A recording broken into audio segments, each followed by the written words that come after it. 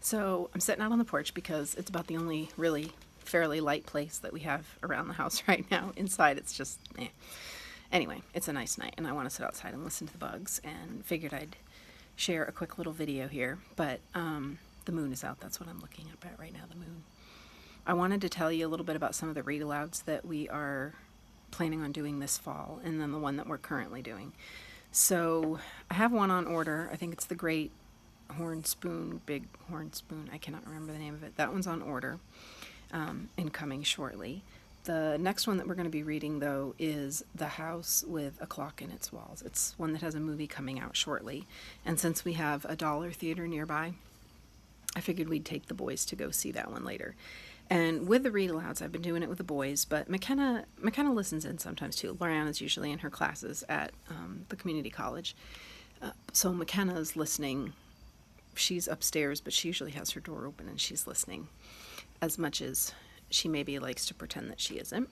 She is, because just today when we were reading and we were at a really funny part, she was laughing and cracking up because she knows what's happening.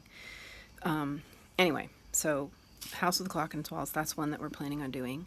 Michael Vey, the first one, we have the whole series, and the girls have read this, but the boys haven't. So I'm planning on reading that one with the boys because I think that will be one that will hold their interest.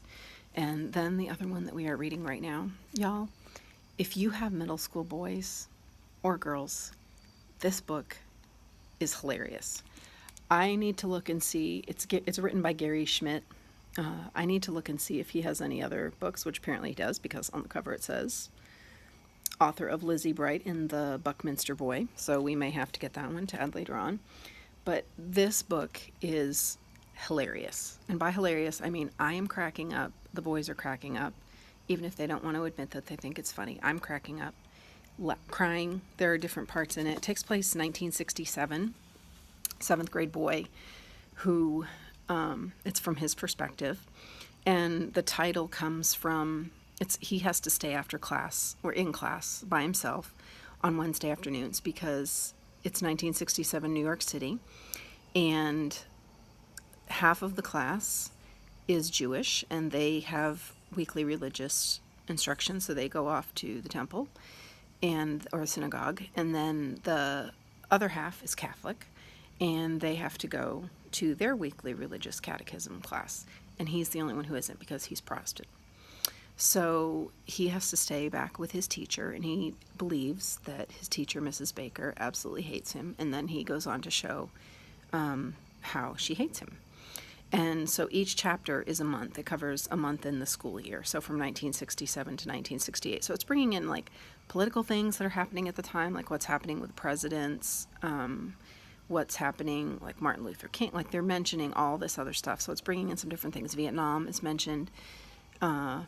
So it brings in a whole bunch of different things that we've been able to kind of pull and talk more about, which is really fun. But it is hilarious, like hilarious.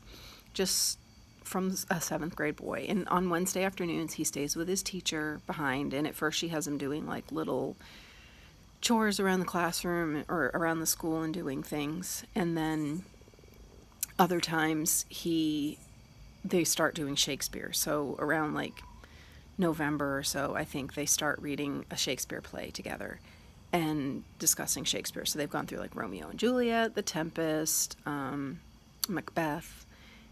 It's funny. It's just so funny. So if you have kids in that middle school range, I mean, Caleb is 11 right now. Zachary is 13. I mean, I would say that pocket right there, perfect. And really, you'd enjoy it too.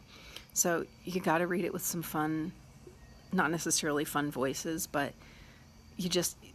once you start getting into it, the cadence, like the delivery of the lines is just priceless. It's so good. So anyway, just want a little bit more about the read-alouds and stuff that I want to talk about. We've struggled in the past. I love reading with the kids. Really, I have loved it over the years. And it was a little bit harder with the boys because they whine, they complain, they say they don't like it. So I've been really trying to work hard to find books that I think that they're going to enjoy this year. But with them, I really want to make sure that I'm doing it. So we've moved this to the first of our day. Like, this is what we do. The boys come downstairs, we watch CNN 10 together, and then they will work on their math quickly, and then we sit down and we're doing the read aloud together. And they're at the point now where they'll come and bring me the book and they'll say, okay, can we sit down and read now? And then they'll do their individual reading, because what we were finding is if we pushed it to the end of the day, it wasn't getting done.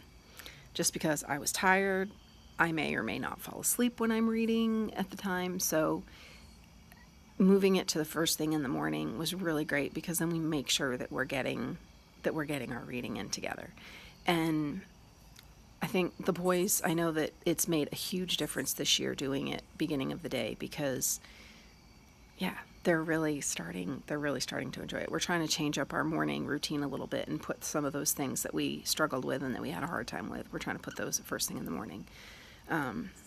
And we're going to be adding a few more things in, like kind of like our morning time routine together.